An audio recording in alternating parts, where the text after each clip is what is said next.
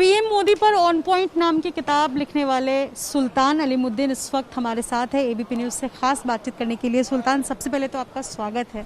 Thank you thank you thank you. किस तरह आपने मतलब आप काफ़ी यंग हैं और इस यंग एज में अक्सर लड़के करियर के बारे में सोचते हैं कि मेरा करियर ग्राफ कैसे बढ़ेगा, बाकी चीज़ों के बारे में सोचते हैं। आपने किताब लिख डाली, चेतन भगत से इंस्पायर्ड तो नहीं? नहीं, चेतन भगत से इंस्पायर्ड नहीं है। जब मेरी पहली मीटिंग हुई मोदी सर से, तो जब मैंने मीटिंग के बाद जब बाहर निकला तो मेरे दिल में जितने क्वेश्चंस थे और जो मैंने देखा वहाँ पे सीएमओ में, तो उन सब चीज़ों को देख करके मेरे मन में एक थॉट प्रोसेस आया कि why not to present it towards the world.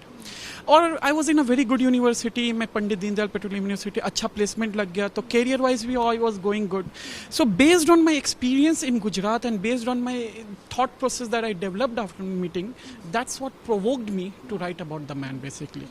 जी, ये मुझे इंस्पायर किया। जी सुल्तान, एक खरी खरी सा मतलब बातें। सबसे पहली बात तो ये है कि ऐसा कहते हैं कि जितने अल्पसंख्यक हैं वो पीएम मोदी के खिलाफ है, नरेंद्र मोदी की नीतियों के खिलाफ है। आपने किताब लिख डाली। देखिए, मैं इस घर से, एक ऐसे घर से बड़ा पला हुआ हूँ जहाँ पे हमेशा मेरे माँ बाप ने बोला हमेशा एक स्वतंत्र सोच रखो। जो चीज़ मैंने देखा गुजरात में, जो चीज़ मैंने फील किया वहाँ पे, तो मैंने वही लिखा। ऐसा नहीं कि मेरी आइडेंटिटी में पहले भारतीय हूँ, मुसलमान, हिंदू आदमी वो तो बैक में होता है, वो तो चलता रहेगा, लेकिन सबसे पहले मैं भारतीय हूँ। जो मैंने एज अ इंडियन जो मैंने गुजरात में देखा, मैंने वही लिखा। ऐसा कुछ नहीं था। और मैं हमेशा एक चीज़ में बिलीव करता हूँ कि चाहे आप किसी इंसान से नफरत करिए या प्यार कीजिए, लेकिन वो इंसान, आप उससे बहुत चीज़ सीख सकते हैं। मैं आपसे बहुत कुछ सीख सकता हूँ, आप मेरे से बहुत चीज़ सीख सकते हैं।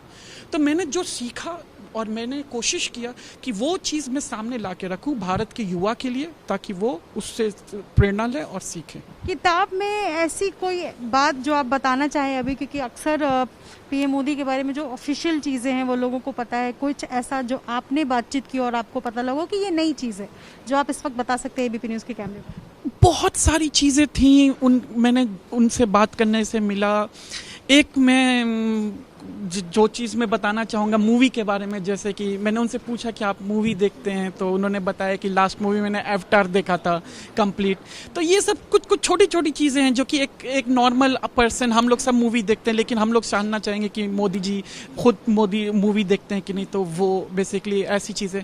इसके अलावा बहुत सारी चीज़ें थी मैंने पूछी, जैसे उनके बचपन के बारे में, उनके जवानी के बारे में, कि और उनके जब वो बड़े हो रहे थे तो क्या क्या, वो सारी चीज़ें आपको बुक में पढ़। जी अच्छा, बिहार में चुनाव है, आपको पता ही है, बिल्कुल चुनाव का वक्त है। और ऐसे चुनाव के वक्त में जब कहते हैं कि विपक्षी की जो पार्टियां हैं, आरजेडी है या जो ओपोनेंट की पार्टी है, वहाँ पर मुस्लिम यादव का समीकरण बहुत अच्छा बैठता है।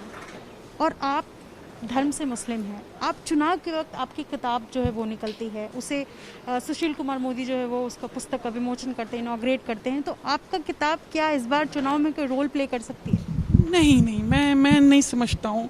मैं एक युवा हूँ, मैं एक जर्नलिस्ट नहीं हूँ, मैं एक नेता नहीं हूँ, मैं एक अभियंता हूँ। मुझे नहीं लगता है कि ये कुछ चुनाव में होगा। मैंने सिंपल, आप जिस तरीके से बातचीत कर रहे हैं, आप बिल्कुल अलग या कुछ नए या मतलब इस दुनिया से बाहर की बातें आपकी बातों से नहीं लग रहा। आप काफ़ी समझदार हो, ऐसा लग रहा है कि जैसे आपको बहुत चुनाव पर या इन सब चीज़ों पर, बिहार के बारे में काफ़ी ऐसा है। नहीं, ऐसा कुछ नहीं है। मैंने सिर्फ जो बुक लिखा है, जो मेरा एक्सपीरियंस था वहाँ पे, जो सर से मिला, मैं बस उसको कंपाइल करके, अभी कोरोना का टाइम ख़त्म हुआ तो मैंने उसको कंपाइल करके मैंने सामने नहीं है कि सुल्तान सलीमुद्दीन को आगे करके बीजेपी कोई प्रोपेगेंडा सेट कर, नहीं है, मुस्लिम वोट बैंक भी माने जाते हैं, कई लोग ऐसा भी कहते हैं। मुझे नहीं लगता, नहीं, मुझे नहीं। जी, आपकी किताब कोई क्यों पढ़े? किताब के बारे में? किताब मेरी पहली किताब है, इसको पढ़ें और मुझे एक फीडबैक दें कि ये कैसा है, ताकि मैं अगला जो किताब लिखूं, मैंने सोचा है इसका सेकंड पार्ट भी आएगा, थर्ड पार्ट भी आएगा। बहुत सारी चीज़ें हुई हैं 2014 के बाद, तो बेस्ड ऑन द राइटिंग्स जो आप मुझे फीडबैक देंगे पढ़ने के बाद, उस पर मैं अपने बदलाव लाऊंगा और मैं आगे किताब में आगे चेंज करूंगा और मैं ऐसे ही सच्चाई लिखता रहूँगा। मैं एक आखिरी सवाल है ये, लेकिन ये कोइंसिडेंस सा नहीं है कि एक युवा लड़का है जो बिहार का रहने वाला है, जो गुजरात जाता है, पीएम मोदी से मिलता है, मोदी से पहले उसके मन में कई धारणाएं रहती है, वो धर्म भी उसका बिल्कुल ऐसा है कि जिस पर कई सवाल भी हो सकते हैं, लोग कहते हैं कि बिल्कुल कट्टर जो है वो माने जाते हैं, और ऐसी स्थिति में आप किताब लिखते हो, ठीक चुनाव से पहले आपकी किताब रिलीज होती है, तो ये सारा जो अगर थ्रेड को पकड़ा जाए तो ये बिल्कुल कोइंसिडेंस तो नहीं है। नहीं, कोई कोइंसिडेंस नहीं है। मैं चाहता था 2014 2019 इतने इलेक्शंस आए, पिछला भी बिहार इलेक्शंस था, ऐसा कोई जी कोई बिल्कुल जी जाने, और हमारे प्रधानमंत्री नरेंद्र मोदी के बारे में और लोग जाने, और उनके बारे में और आगे पढ़ें, और मुझे फीडबैक दें कि कैसा लगा। जी, थैंक यू।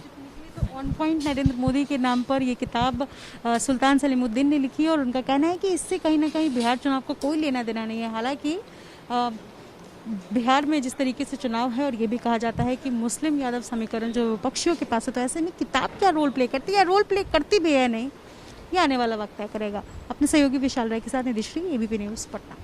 एबीपी न्यूज़ आपको रखे आगे।